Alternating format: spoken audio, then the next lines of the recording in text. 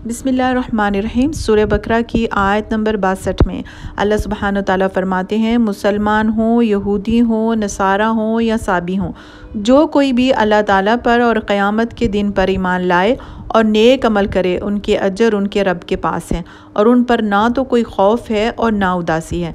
दोस्तों, ये बात ख़ुद ब खुद इस आयत से वाज़िया हो जाती है कि ईमान और अमाल सालिह की तफसीलात बयान करना मकसूद नहीं है यहाँ पर अल्लाह ताला का कि किन किन बातों को आदमी माने और क्या क्या अमाल करे तो खुदा के यहाँ अजर का मुस्तहिक होगा। ये चीज़ दोस्तों अपने मौके पर तफसील के साथ खुद आगे कुरान पाक में बयान कर दी जाएगी। यहाँ तो यहूदियों के इस गलत ख्याल की तरदीद मकसूद है कि वो सिर्फ़ यहूदियों के गिरोह को ही नजात का ज़रिया समझते थे। दोस्तों, वो इस ख्याल में मुब्तला थे कि उनके गिरोह से अल्लाह का कोई ख़ास रिश्ता है जो दूसरे इंसानों से नहीं है, लिहाजा जो इनके गिरोह से तल्लुक़ रखता है वो ख्वाह अमाल और अक़ाइद के लिहाज से कैसा ही हो, उसको नजात जो है मिलना ज़रूरी है और बाकी तमाम इंसान जो इनके गिरोह से बाहर हैं वो सिर्फ़ जहन्नम का ईंधन बनने के लिए पैदा हुए हैं। दोस्तों, इस गलत फहमी को दूर करने के लिए अल्लाह ताला फरमा रहे हैं कि अल्लाह के यहाँ असल चीज़ तुम्हारी ये गिरोह बंदियाँ नहीं हैं, बल्कि वहाँ जो कुछ एतबार है वो ईमान और अमल सालेह का है। जो इंसान भी ये चीज़ लेकर यानी अमल सालेह लेकर हाजिर होगा वो अपने रब से अपना अजर पाएगा। दोस्तों, खुदा के यहाँ फ़ैसला आदमी की सफ़ात पर होगा, ना कि तुम्हारी और हमारी मर्दमशुमारी के रजिस्टरों पर। इसी तरह से अल्लाह सुब्हानहू तआला आयत नंबर 62 में फ़रमाते हैं, और जब हमने तुमसे वादा लिया और तुम पर तूर पहाड़ ला खड़ा कर दिया और कहा कि जो हमने तुम्हें दिया है उसे मजबूती से थाम लो और जो कुछ इसमें है उसे याद करो ताकि तुम बच सको। दोस्तों, इस वाक़ये को कुरान में मुख्तलिफ़ मकामात पर जिस अंदाज से बयान किया गया है उससे ये बात साफ ज़ाहिर होती है कि उस वक़्त बनी इसराइल में ये एक मशहूर मरूफ वाक़या था, लेकिन अब इसकी तफसील कैफियत मालूम करना मुश्किल है। बस इतना समझना चाहिए कि पहाड़ के दामन में एक वादा लेते वक़्त ऐसी खौफनाक सूरत हाल पैदा कर दी गई थी कि उनको ऐसा मालूम होता था कि गोया पहाड़ उन पर आ पड़ेगा।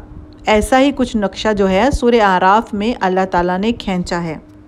आगे अल्लाह सुब्हानहू तआला आयत नंबर 64 में फ़रमाते हैं, लेकिन तुम इसके बाद भी फिर गए, फिर अगर अल्लाह ताला का फ़ज़ल और उसकी रहमत तुम पर ना होती तो तुम नुकसान वाले होते।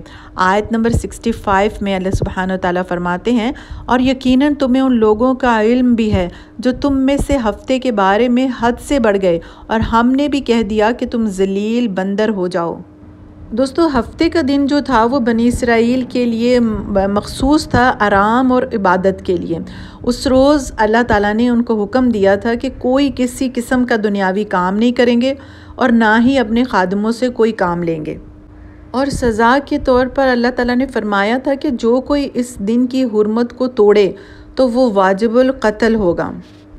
लेकिन जब बनी इसराइल पर अखलाकी और दीनी इन्हतात का दौर आया दोस्तों, तो वो अलल ऐलान सब्त की बेहुरमती करने लगे, यानी हफ्ते के दिन की, हत्ता कि उनके शहरों में खुले बंदों सब्त के रोज़ तजारत होने लगी।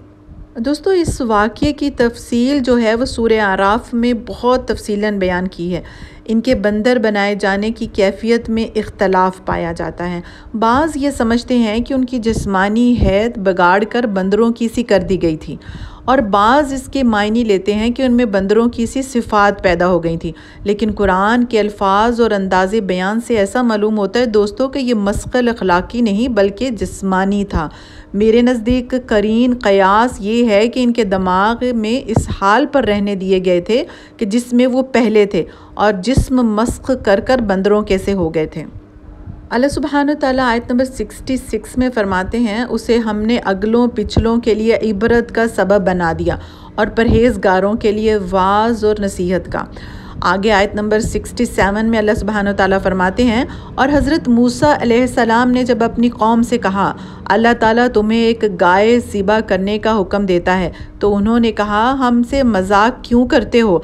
आपने जवाब दिया, मैं ऐसा जाहिल होने से अल्लाह ताला की पनाह मांगता हूँ। इसी वाक़ये को आगे अल्लाह सुब्हानहू तआला जारी फरमाते हुए आयत नंबर 68 में फरमाते हैं, उन्होंने कहा, ए मूसा, दुआ कीजिए कि अल्लाह ताला हमारे लिए इसकी माहियत बयान कर दे, यानी उसकी शक्ल सूरत बता दे। आपने फरमाया, सुनो, वो गाय ना तो बिल्कुल बुढ़िया है ना बच्चा, बल्कि दरमियानी उम्र की नौजवान हो। अब जो तुम्हें हुक्म दिया गया है बजा लाओ। आयत नंबर 69 में भी वही कहानी है कि वो फिर कहने लगे कि दुआ कीजिए कि अल्लाह ताला बयान करे कि उसका रंग क्या है। फरमाया, वो कहता है कि वो गाय जर्द रंग की है, चमकीला और देखने वालों को भला लगने वाला उसका रंग है। आयत नंबर 70 में अल्लाह सुब्हानहू तआला फरमाते हैं, वो कहने लगे अपने रब से और दुआ कीजिए कि हमें इसकी मज़ीद माहियत यानी तफसीलात बताए कि इस किस्म की गाय तो बहुत हैं, पता नहीं चलता, अगर अल्लाह ने चाहा तो हम हदायत वाले हो जाएंगे। आयत नंबर 71 में अल्लाह सुब्हानहू तआला फरमाते हैं, आपने फरमाया कि अल्लाह का फरमान है कि वो गाय काम करने वाली, ज़मीन में हल जोतने वाली और खेतों को पानी पिलाने वाली नहीं, वो तंदुरुस्त और बेदाग है। उन्होंने कहा, अब आपने हक वाज़िया कर दिया।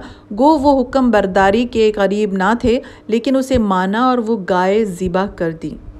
दोस्तों, बनी इसराइल को अपने हमसाया कौमों से गाय की अज़मत, तक़दीस और गाँव परस्ती की मर्ज़ जो लग गई थी, इसीलिए अल्लाह ने उनको हुक्म दिया कि गाय ज़िबा करें। उनके ईमान का इम्तिहान ही इसी तरह हो सकता था कि अगर वो वाकई अब खुदा के सिवा किसी को माबूद नहीं समझते तो ये अक़ीदा इख्तियार करने से पहले जिस बुत को माबूद समझते हैं उसे अपने हाथों से तोड़ दें।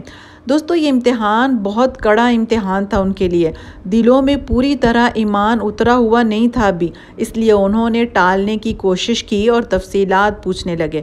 मगर जितनी जितनी तफसीलात वो पूछते गए उतने गिरते चले गए, यहाँ तक कि आखिरकार इस ख़ास किस्म की सुनहरी गाय पर, जिसे इस ज़माने में परस्तिश के लिए मुख्तस किया गया था, दोस्तों, गोया उंगली रख कर बता दिया गया कि इसे ज़िबा करो।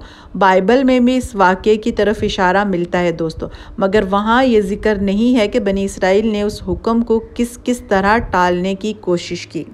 दोस्तों, आयत नंबर 72 में अल्लाह सुब्हानहू तआला फरमाते हैं, जब तुमने एक शख्स को कत्ल कर डाला, फिर उसमें इख्तलाफ करने लगे और तुम्हारी पोशीदगी को अल्लाह ताला ज़ाहिर करने वाला था। आयत नंबर 73 में अल्लाह सुब्हानहू तआला फरमाते हैं, हमने कहा इस गाय का एक टुकड़ा मकतूल के जिस्म पर लगाओ, वो जी उठेगा। इसी तरह अल्लाह मुर्दों को ज़िंदा करके तुम्हें तुम्हारी अक्लमंदी के लिए अपनी निशानियाँ दिखाता है।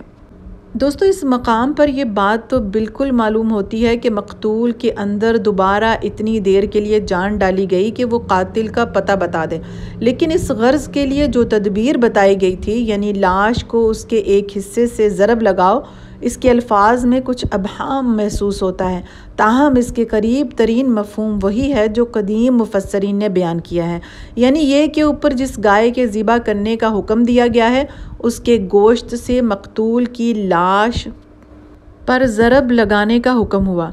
इसी तरह से जो है अल्लाह की कुदरत का एक निशान इन्हें दिखाया गया।